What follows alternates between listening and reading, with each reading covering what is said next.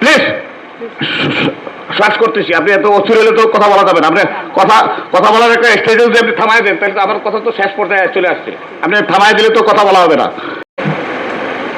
এরপরে দ্বিতীয় স্বাধীনতা হয়েছে 2024-এ। আমি এই স্বাধীনতাকে দেখি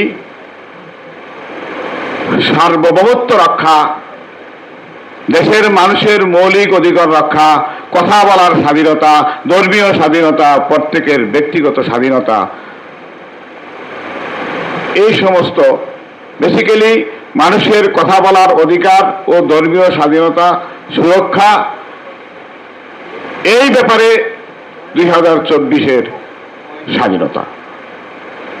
এই লাভটা আমাদের জন্য, দুইটা স্বাধীনতাকে যদি মিলাই তাহলে আমাদের পূর্ণাঙ্গ স্বাধীনতা হিসাবে আসে বাংলাদেশের একটা অখণ্ডনীয় স্বাধীনতা।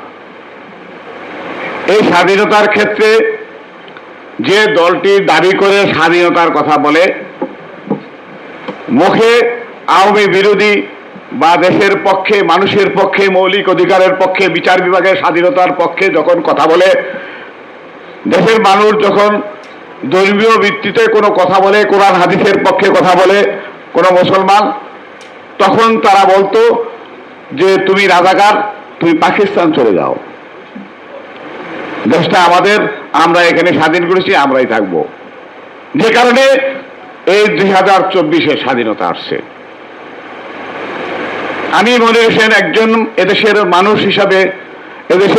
হিসাবে আমি চাই এদেশে স্বাধীনতা, সার্বভৌমত্ব সবকিছু আমাদের রক্ষা করতে হবে। সেই সময় এসেছে এবং বর্তমানে যে আমাদের এই গভর্নমেন্ট সেই স্বাধীনতা রক্ষা করার চেষ্টা করবে এবং যুক্তিসঙ্গত সময়ের মধ্যে নির্বাচন দিয়ে, নির্বাচিত সরকারের হাতে ক্ষমতা দিয়ে আমরা যারা আসবেন তারা দেশের সকল ধরনের স্বাধীনতা, সকল ধরনের সার্বভৌমত্ব রক্ষা করবে। আর আমাদের এখান থেকে দু একজন বক্তা বলেছেন যে আওয়ামী লীগকে নিষিদ্ধ করতে হবে। কথাটা একেবারে অযৌক্তিক বলেন নাই। কারণ হলো 1971 সাল থেকে শুরু করে যত ধরনের গোলামি চুক্তি আছে, এরপরে 1974 সালে রক্ষী বাহিনী তৈরি করে এদেশের সেনাবাহিনীকে বিতর্কিত করেছে। এরপরে যখন আপনার 96 সালে যখন ক্ষমতায় আসছে, ভোট ভিক্ষাছে, মানুষের কাছে মাপ চেয়ে আল খেল্লা পরে সৌদি আরবে গিয়ে সেই সময় ক্ষমতায় এসে লাঠি মিছিল করে বিচারকদের বিরুদ্ধে, বিচারপতিদের বিরুদ্ধে বাংলাদেশের বিচার বিভাগকে ধ্বংস করার পায়তারা করেছে এবং সেই সময় তাকে রং হেডেড আখ্যা দিয়েছে বাংলাদেশ সুপ্রিম কোর্ট। এরপরে তারা 2008 সালে অবৈধভাবে ফখরুদ্দিন মঈনুদ্দিনের মাধ্যমে এদেশে ক্ষমতায় এসে আমাদের শত শত মানুষ হত্যা করেছে। প্লিজ শ্বাস করতেছি, আপনি এত অস্থির হলে তো কথা বলা যাবে না। আপনি কথা বলার একটা স্টেজে যদি আপনি থামাই দেন তাহলে তো আমার কথা তো শেষ পর্যায়ে চলে আসছে। আপনি থামাই দিলে তো কথা বলা হবে না। আমি তো এটা করতেছি, কনক্লুশন টানতেছি। এরপরে এই যে আপনি কথাটা তো বললে আমাকে ডিস্টার্ব করে নষ্ট করে ফেললেন সব।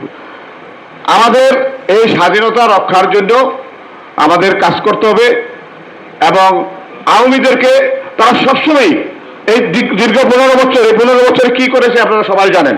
বিডিআর হত্যাকাণ্ড থেকে শুরু করে শাপলা চত্বরের হত্যাকাণ্ড, যত ধরনের হত্যাকাণ্ড এবং এই জুলাই আগস্টের হত্যাকাণ্ড, সব হত্যাকাণ্ড মিলে তাদেরকে এই দেশ থেকে চিরতরে বিদায় করতে হবে।